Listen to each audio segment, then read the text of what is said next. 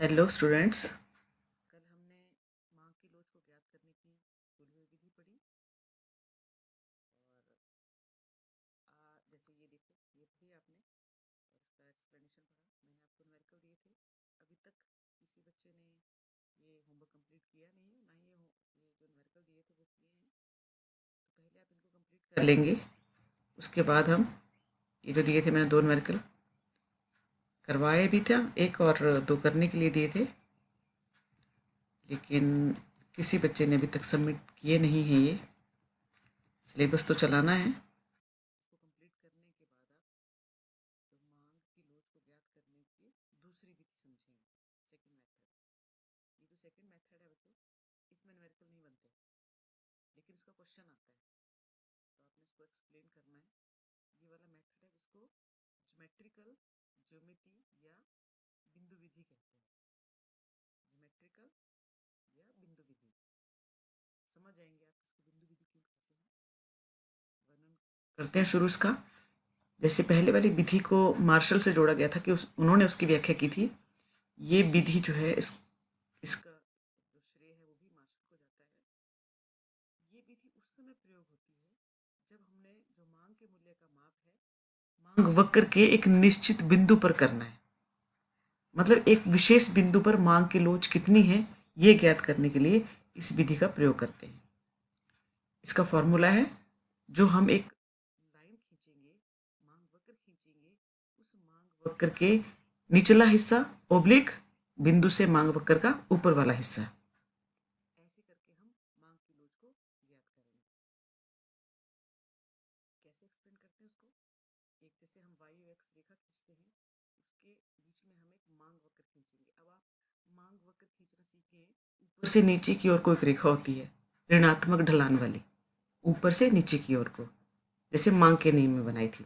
उसमें अलग अलग बिंदु लगाए जाते हैं और उसके आधार पर हम ये जानेंगे कि कौन सी स्थिति पर कौन सी लोच है। अब आपको लोच भी पता है, इकाई के बराबर, इकाई से अधिक और इकाई से कम।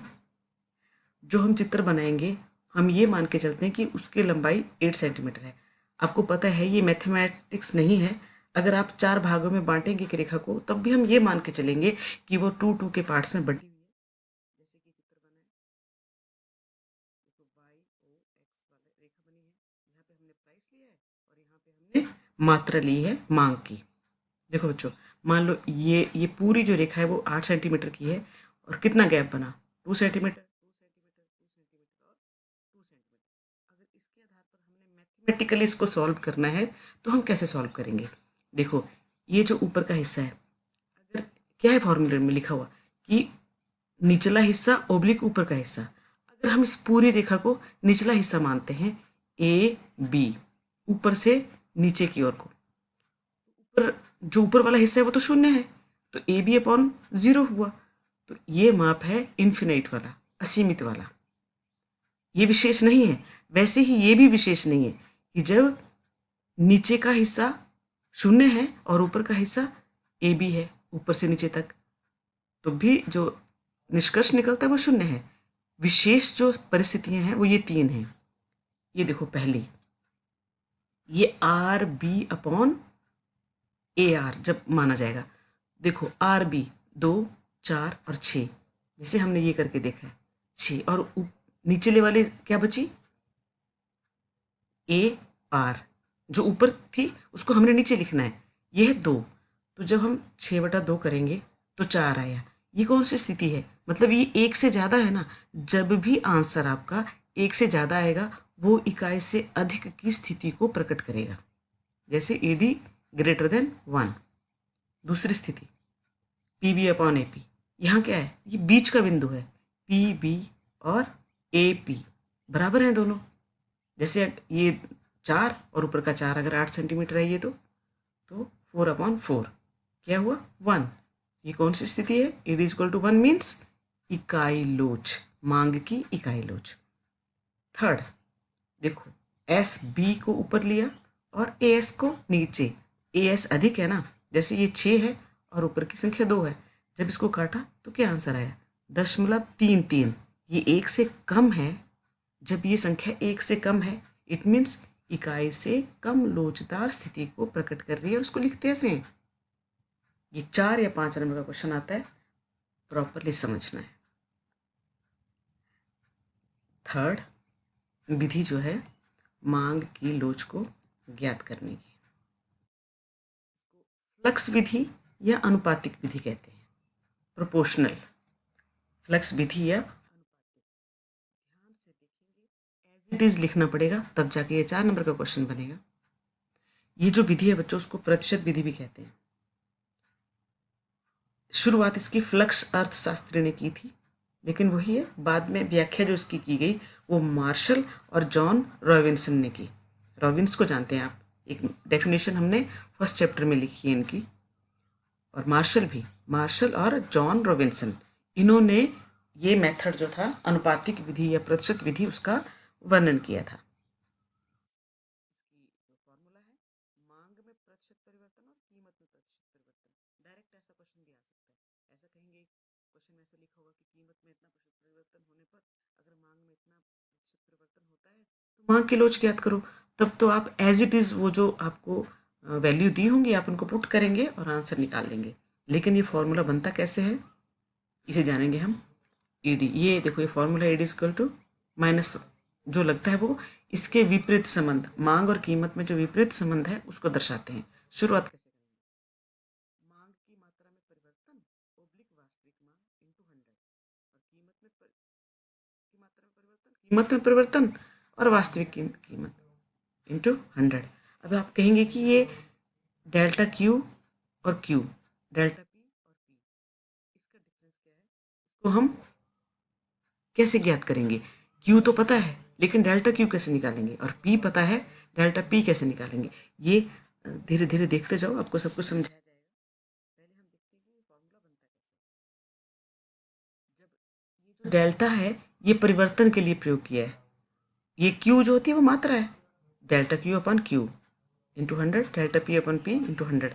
100 से 100 कट गया तो हमारे पास बचा delta Q upon Q, delta P अपन पी। जब इसको हमने संबंध में दर्शाया तो delta Q upon Q into delta P अपन डेल्टा पी, इसको एक फॉर्मूले का रूप दिया गया, P upon Q into delta Q अपन पी। ये वाला मेथड खत्म हुआ। ये अगर आप चाहेंगे इसको एक्सप्लेन करते हैं। पी क्या है, जो शुरुआत में कीमत दी है, जो आपके क्वेश्चन में जो शुरू में कीमत दी होगी वो पी होगी, और जो शुरू की जो मात्रा है वो क्यू होगा। लेकिन जो दूसरी, जैसे हम कहते हैं ना कि कीमत इतना होने पर मात्रा इतनी है, लेकिन कीमत के बढ़ने या घटने पर मात्रा बढ़ी या घटी जो दिखाया जाएगा वो होता है परिवर्तन। मतलब जैसे पहले कीमत 5 है और बाद में कीमत 6 होगी, तो 6 और 5 के बीच का जो परिवर्तन हुआ वो 1 हुआ ना, तो वो डेल्टा पी हुआ। वैसे ही मात्रा, अगर पहले 5 रुपये पर 10 चीज़ें खरीदी जाती हैं और 6 पर 5 खरीदेंगे तो 10 और 5 के बीच का अंतर डेल्टा क्यू हुआ, जिसे हम अपने न्यूमेरिकल में करेंगे। नहीं डालेंगे आपके ऊपर ज़्यादा प्रेशर, आप इन दोनों मेथड को भी समझ लो, ये अलग से क्वेश्चंस हैं।